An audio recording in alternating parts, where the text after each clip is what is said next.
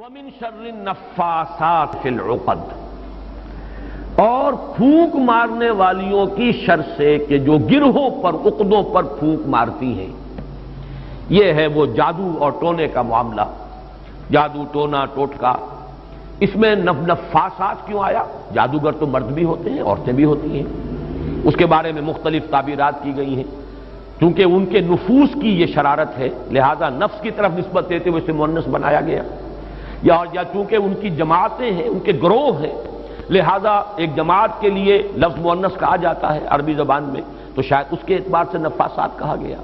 ایک رائے یہ بھی ہے کہ عاصم ابن لبید کی بہنیں اور بیٹیاں خاص طور پر ماہر تھیں، اور جو جادو اس نے کیا حضور صلی اللہ علیہ وسلم پر، اس میں وہ بھی شامل تھی، اس لیے شاید یہ نفاسات کا لفظ آیا ہے۔ بہرحال اس پر ہمارے تمام مفسرین کا اجماع ہے کہ اس سے مراد ہے جادو کے لیے، ٹونے کے لیے، ٹوٹکے کے لیے کچھ پھونک پھونک کر گرہوں پر پھونکے مارنا اور گرہ لگانا۔ عقد یہ جمع ہے عقدے کی، عقدہ کہتے ہیں گرہ، تو عقدہ جمع اس کی عقد۔ گرہوں پر پھونکے مارنے والیوں کے شر سے رب الفلق کی پناہ میں آتا ہوں۔ یہ معاملہ جو ہے میں چاہتا ہوں کہ ذرا ایک اس کی لغوی بحث سمجھ لیجئے، نفس کسے کہتے ہیں۔ اب یہاں بھی آپ دیکھیں گے نفس اور نفخ، نفخ قریب ہے، یہ نفس سا جب آئے گا تو وہ سین نہیں ہے، ویسے تو لفظ نفس بھی اس کے قریب ہے۔ نفس تنفس، سانس لینا، سانس میں بھی یہ ہوا جو ہے اندر جاتی ہے باہر آتی ہے، لیکن نفخ کے معنی پھونک مارنا۔ نفخ اس کو کہتے ہیں پھونک کو جس کے ساتھ کوئی تھوک وغیرہ شامل نہ ہو۔ نفس وہ ہے جو زور کے ساتھ پھونکا جائے، پھونک ماری جائے تو کچھ نہ کچھ لعاب جو ہے اس کے ساتھ شامل ہو جاتا ہے۔ تفل کہتے ہیں باضابطہ پھونکنے کو۔ تو نفس جو ہے یہ نون فا اور سا، یہ نفس جو ہے نفخ اور تفل کے مابین کی شے ہے۔ جب زور کے ساتھ پھونک ماری جاتی ہے تو کچھ نہ کچھ لعاب جو ہے اس کے ساتھ شامل ہو جاتا ہے، یہ ہے نفس، پھونکے مارنا شدت کے ساتھ، زور کے ساتھ۔ اور اس میں بھی میں یہ سمجھتا ہوں کہ وہی کہ جو بھی انہوں نے جو کچھ پڑھا ہے ان کلمات کے اندر جو بھی خرابی ہے، اس کے ساتھ ساتھ وہ جنہوں نے ریاضتیں کی ہوئی ہیں، مشقیں کی ہوئی ہیں، ان کی اپنی انرجی کا جو ایک حصہ ہے وہ اس پھونک کے اندر شامل ہو کر وہ اس جادو کا ذریعہ اور سبب بنتا ہے۔ نفاسات فی العقد، یہ ایک صرف طبقہ ہے دور جدید میں کہ جو اس جادو کو اور حضور صلی اللہ علیہ وسلم پر بالخصوص جادو کے اثر ہونے کی نفی کرتا ہے۔ یہ وہ جدید معتزلہ یا ریشنلسٹ گروپ جو ہمارے ہاں پیدا ہوا ہے، جس کے امام اول اس بر عظیم پاک و ہند میں سر سید احمد خان تھے۔ انہوں نے جنوں کا وجود بھی علیحدہ نہیں مانا، جن بھی انسان ہی ہے، زیادہ مشتعل مزاج انسانوں کو جن کہہ دیا گیا، استعارتاً کہہ دیا گیا، آگ سے بنائے گئے۔ جیسے ہم کہہ دیتے ہیں کہ فلاں شخص غصے سے آگ بگولا ہو گیا، وہ آگ تو نہیں ہو جاتا، انسان ہی رہتا ہے، لیکن یہ کہ جو انسان مشتعل مزاج ہو، کہہ دیا گیا کہ وہ آگ سے پیدا کیا۔ بہرحال انہی کا ایک ذہن ہے جو ہمارے ہاں مختلف شاخیں جو ہیں، مثلاً قادیانیوں نے جو تفسیر لکھی ہے وہ مختلف تفسیریں، اور اس میں مولوی محمد علی کی تفسیر کا تو شہرہ بھی بہت ہے، اس لیے کہ واقعہ یہ ہے محمد علی لاہوری، اس شخص نے چونکہ تفسیر رازی سے، امام رازی نے الفاظ کی لغت کی جتنی بھی شرح کی ہے، لغوی شرح، وہ سب کی سب نقل کر دی ہے۔ اب وہ لوگ سمجھتے ہیں کہ بہت علم کا خزانہ ہے، بہت بڑی کوئی شے ہے یہ، تو اس کا بڑا اثر ہوا ہے اور اس سے کافی لوگوں نے اثر قبول کیا۔ پھر علامہ مشرقی، ان کا فکر وہی جدید سائنٹیفک ریشنلزم، اسی طریقے سے پرویز صاحب، ان کا فکر، اور کچھ درجے میں جیسا کہ میں بار بار ذکر کرتا رہا ہوں مولانا اصلاحی صاحب بھی اس فکر سے متاثر ہیں۔ مختلف جگہوں پر حدیثوں کا معاملہ جہاں ان کا آتا ہے، اس میں یہ اگر تجزیہ کریں گے تو معلوم ہوگا کہ وہی اصل بات ہے۔ چنانچہ اس میں انہوں نے کافی مذمت کی ہے ان لوگوں کی کہ جو اس جادو وغیرہ کے معاملے کو اس طریقے سے تسلیم کرتے ہیں، حالانکہ علمی بحث کا تقاضا یہ تھا کہ ان احادیث پر نقد کریں، جرح کریں، لیکن پھر بھی کم سے کم اس معاملے میں میں نے دیکھا کہ انہوں نے اجمالاً کچھ تھوڑا سا مان بھی لیا ہے، لیکن یہ کہ عام قاری جب پڑھے گا ان کی بحث کو تو وہ اس کی نفی کی طرف ہی راغب ہوگا، لیکن یہ کہ اگر بہت ہی گہرائی میں دیکھا جائے تو کچھ مانا ہے انہوں نے اس میں، اور اس کا سبب میں بیان کر چکا ہوں۔ مولانا فراہی، جن کی عظمت کا میں بہت قائل ہوں، قرآن مجید پر جو محنت انہوں نے کی ہے، جس طرح مائکروسکوپ لگا کر وہ اس کے ایک ایک لفظ کو سمجھنے کی کوشش کرتے ہیں۔ بہت کم انہوں نے تصانیف کی ہیں، اور جو بھی ہم تک پہنچی ہیں، واقعہ یہ ہے کہ ان کی دقت نظر اور ان کی محنت اور ان کا شغف، ان کا ذوق و شوق، ان سب کی پوری گواہی ان کی تصانیف سے ملتی ہے۔ لیکن سر سید کا قرب رہا، علی گڑھ میں رہے، اور ظاہر بات ہے سر سید کی شخصیت جو ہے وہ بہت مؤثر شخصیت تھی۔ ہمارے ہاں بھی خلیفہ عبد الحکیم صاحب ہوتے تھے، یہ پورا ادارہ ثقافت اسلامیہ جو ہے اس پر اس ایک شخص کی بڑی چھاپ ہے، اور فکری اعتبار سے بہت بلند تھا۔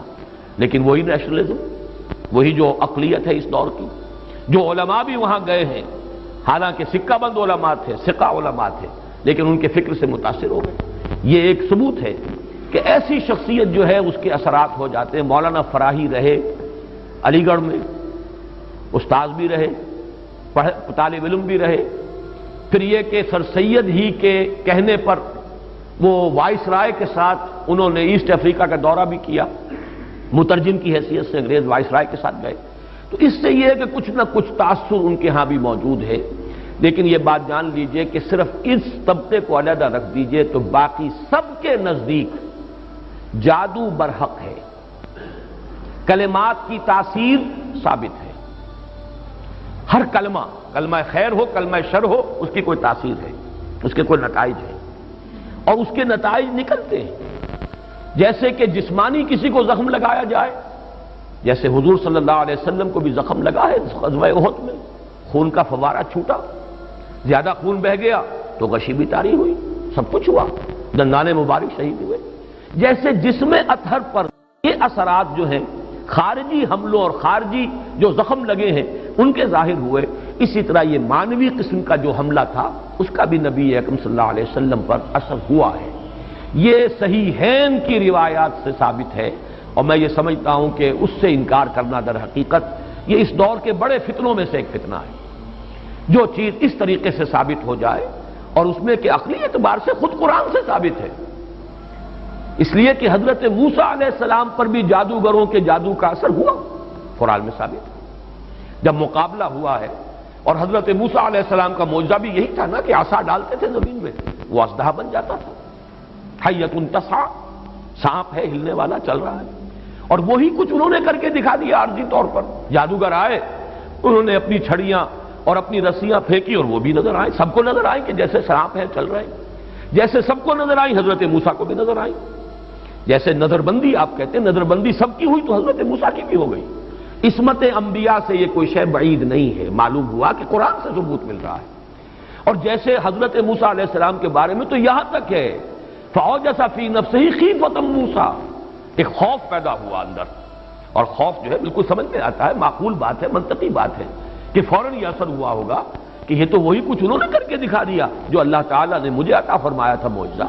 دیکھنے والوں کو تو وہی کچھ نظر آ گیا، فرق کیا ہوا؟ ڈگری کا فرق رہ جائے گا شاید۔ لیکن یہ کہ جب اللہ تعالیٰ نے فرمایا ہے موسیٰ لا تخف انک انت الاعلیٰ، گھبراؤ نہیں، تم ہی جیتو گے، تم ہی سربلند رہو گے، گھبراؤ نہیں، خوف محسوس نہ کرو، ذرا جو تمہارے ہاتھ میں اسے ڈالو تو صحیح، الق ما فی یدک الق عصاک، پھینکو۔ اور اب اس اژدہا نے جو حضرت موسیٰ کے عصا سے بنا ہڑپ کر لیا ان تمام سانپوں کو جو نظر آ رہے تھے، تو معلوم ہوا کہ یہ جادو تھا، اور یہ جادو نہیں کوئی اور شے ہے۔ اور یہ بھی میں نے بارہا عرض کیا ہے کہ یہ بات، یہ حقیقت بھی منکشف انہی پر ہوئی جو جادوگر تھے۔ دوسرے والوں کو تو دیکھنے کو یہی پتا چلا ہوگا یہ بڑا جادوگر، یہ چھوٹے جادوگر، اور کیا، بڑا جادوگر غالب آ گیا، چھوٹے جادوگر جو ہے نا ہار گئے۔ بڑے جادوگر نے جو جادو پیدا کیا اس نے ہڑپ کر لیا چھوٹے جادوگروں کے جادو کو، تو زیادہ سے زیادہ ان کے ذہن میں تو یہی بات آئے گی۔ لیکن جادوگر جانتے تھے یہ شے کچھ اور ہے، یہ جادو نہیں ہے، اس لیے کہ ہر ماہر فن اپنے فن کی لیمیٹیشنز کو جانتا ہے۔ یہ تو اسٹیفن ہاکنگ سے پوچھئے کہ فزکس کی اس وقت کیا لمٹ ہے جس سے آگے فزکس نہیں جا سکتی، یہ کسی بھی بڑے سے بڑے ماہر سے پوچھئے کہ کیا ہماری لیمیٹیشنز ہے۔ بہت بڑا معالج آج آپ کو بتائے گا کہ فلاں بیماری کے ضمن میں یہ ہماری لیمیٹیشن، اس سے آگے ہم نہیں جا سکتے۔ فرض کیجئے ایک دم کوئی اس سے 1000 گنا آگے کی کوئی بات آ جائے تو اسے معجزہ کہا جائے گا، یہ معجزہ ہے، یہ کوئی اور شے ہے۔ یہ انسانی علم اور سائنس کی ترقی کا معاملہ نہیں ہے۔ انسانی علم اور انسانی سائنسی ترقی جو ہے وہ تو قدم بقدم آگے بڑھتی ہے، سٹیپ بائی سٹیپ، اس طریقے سے چھلانگے تو نہیں لگایا کرتے۔ بہرحال جب حضرت موسیٰ پر بھی وہی تاثر ہوا جو باقی لوگوں پر تھا تو قرآن سے ثابت ہے، تو حضور صلی اللہ علیہ وسلم پر بھی یہ ہوا ہے۔ باقی مختلف لوگوں نے مختلف طریقے سے اس کی نفی کی ہے، مذاق اڑایا ہے، اس پر یہ کہہ دیا کہ اس سے تو پھر نبی کی عصمت جو ہے وہ ختم ہو گئی۔ لوگ جو کہتے تھے کہ یہ جادوگر ہیں، گویا کہ ان روایات اور ان احادیث کو ہم قبول کر لیں تو جادو کا اثر ہو جانا ثابت ہو گیا، حالانکہ اس میں بھی بڑا فرق ہے۔ وہ کہتے تھے جادوگر کس معنی میں کہ یہ خود جادو کر رہا ہے، یہاں یہ کہ جادو کا اثر آپ پر ہوا ہے، اور وہ بھی اثر اس درجے میں نہیں ہوا کہ جس سے آپ کی عصمت مجروح ہو جائے اور غیر معتبر ہو جائے، اس لیے کہ اس کا کسی اور کو تو پتہ ہی نہیں چلا، گھر والوں کو بھی اندازہ نہیں ہوا، صرف حضور نے اس کیفیت کو محسوس کیا ہے، اور وہ بھی صرف دنیاوی معاملات میں۔ کسی نماز کے بارے میں یہ نہیں آیا کہ حضور نے نہ پڑھی ہو اور آپ کو یہ گمان ہو گیا ہو کہ میں پڑھ چکا ہوں، نہیں۔ البتہ یہ کہ تعلق زن و شوق، میں اپنی فلاں اہلیہ کے ہاں ہو آیا ہوں لیکن آپ نہیں گئے، اس طرح کا کچھ معاملہ، انسانی معاملات، خالص بشری تقاضوں کے ضمن میں، بشری معمولات کے ضمن میں تو یہ اثر ہوا ہے کہ آپ نے کوئی کام نہیں کیا لیکن خیال یہ کیا کہ کر لیا ہے۔ باقی یہ کہ جو کار نبوت ہے یہ ہے محفوظیت۔ اللہ تعالیٰ نے اس جادو کے اثر سے بھی جو آپ کا فرض منصبی ہے، آپ کے نبوت و رسالت کے جو پہلو ہیں ان کو محفوظ رکھا ہے، اس زمانے میں بھی، اس دور میں بھی جبکہ آپ پر یہ جادو کا اثر تھا۔ بہرحال جادو برحق ہے، البتہ جادو کرنا کفر ہے۔ زہر میں تاثیر ہے، کسی کو زہر کھلانا یہ بہرحال جرم ہے، یہ قتل عمد ہے، زہر سے مارنا اس کی تو سزا ہو جائے گی۔ اس اعتبار سے نوٹ کر لیجئے وَمِن شَرِّ النَّفَّاثَاتِ فِي الْعُقَدِ، اور یہ بھی گویا کہ ایک شکل ہوئی من شر ما خلق۔